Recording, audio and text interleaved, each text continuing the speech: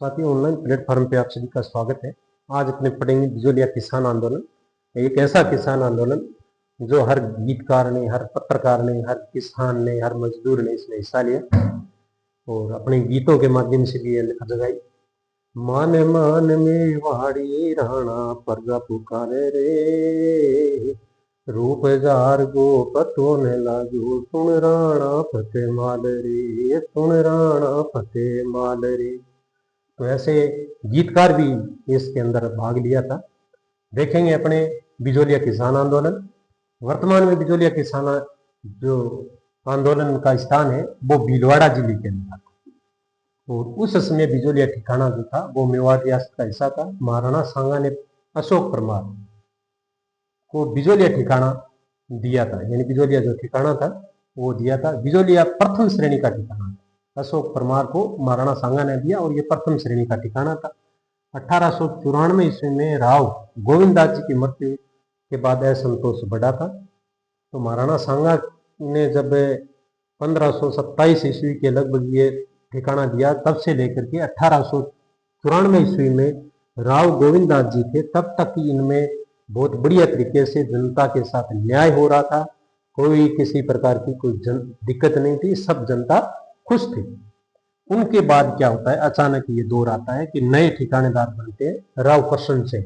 वहां से प्रक्रिया ये शुरू होती है।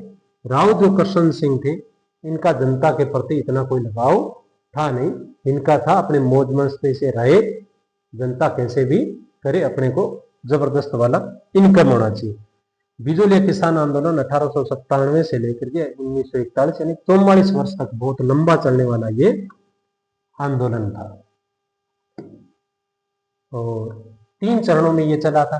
पहला चरण इसका था वो था 1897 से 1915 तक, दूसरा 1916 से 1922 तक, तीसरा 1923 से 1941 तक चला।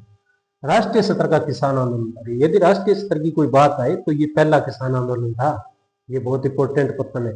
पहला किसान आंदोलन है जो राष्ट्रीय स्तर पे इनकी आवाज उठी थी। बाल गंगाधर तिलक ने मेवाड़ महाराणा को पत्र लिखा। बाल गंगाधर तिलक है वो राष्ट्रीय स्तर का नेता था। उन्होंने भी मेवाड़ महाराणा जो फतेह सिंह जी थे उनको पत्र लिख के चेतावनी दी, ये समझाया उनके पूर्वजों के बारे में कि आपके पूर्वज ऐसे नहीं थे जो आज जनता के साथ क्या हो रहा है। आपके पूर्वज तो सब में सर्वश्रेष्ठ थे, जनता की भलाई चाहने वाले थे। जनता के लिए कुछ भी करना पड़े, खुद को यदि भूखा सोना पड़े तो सो सकते, लेकिन प्रजा उसके टाइम में भूखा नहीं सोती। आप क्या कर रहे हो? तो ये बाल गंगाधर तिलक ने उन्होंने पत्र लिख के बताया। महात्मा गांधी ने भी इसका समर्थन किया था। कांग्रेस के अधिवेशन में, जो अमृतसर में कांग्रेस का अधिवेशन था, उनमें भी इन बिजोलिया किसान आंदोलन का मुद्दा उठा था।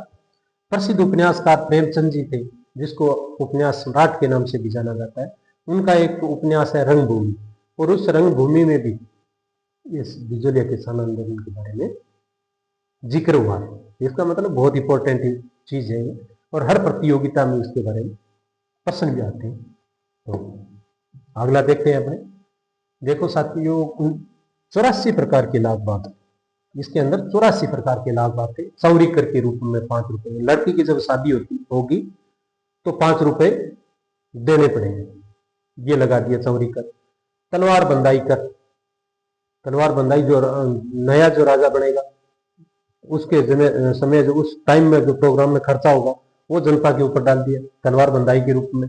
बेगार, बेगार है ये, प्रथम युद्ध से अलग है, बेगार अलग है। बेगार के अंदर क्या था कि भाई जो मजदूर को या मजदूरी करने के लिए जाता था उनको पर्याप्त मजदूरी नहीं दी जाती, पूरे दिन उसको काम कराया जाता, जबरदस्ती उसको बुलाया जाता था, भाई आपको आना है तो आना है।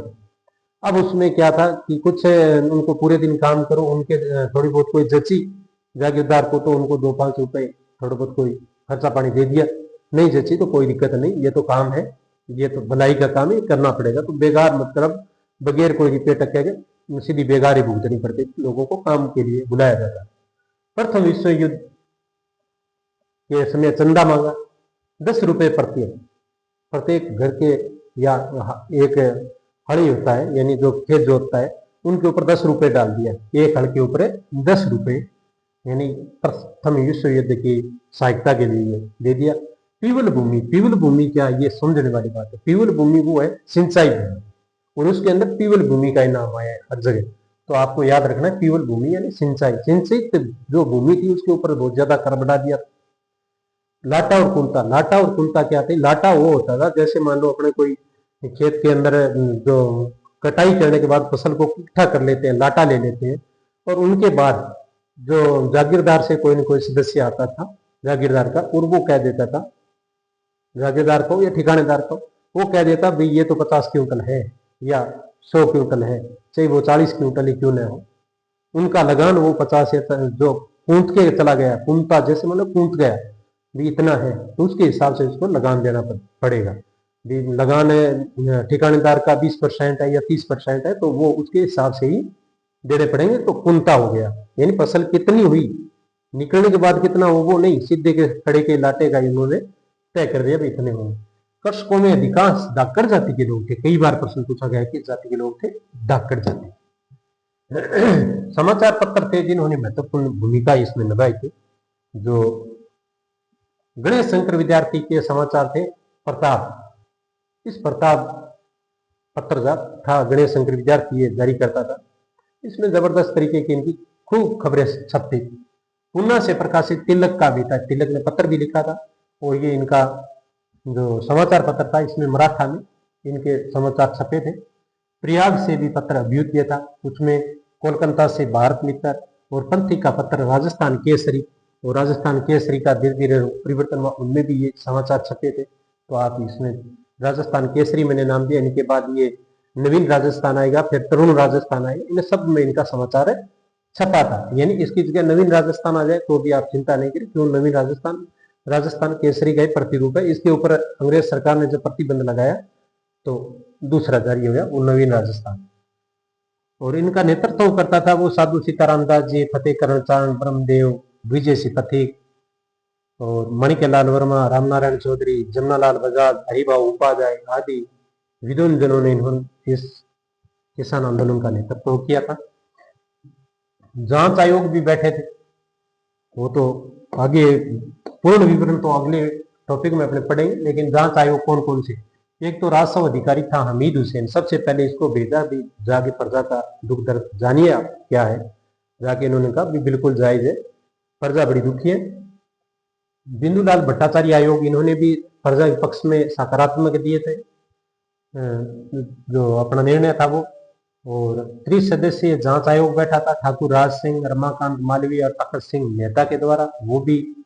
उच्च स्तरीय समिति एजीजी हुनैन आजलवी, विल्किसन, प्रभास चटर्जी, हाकिम बिहारी लाल, ये भी एक उच्च स्तरीय समिति के रूप में आए थे।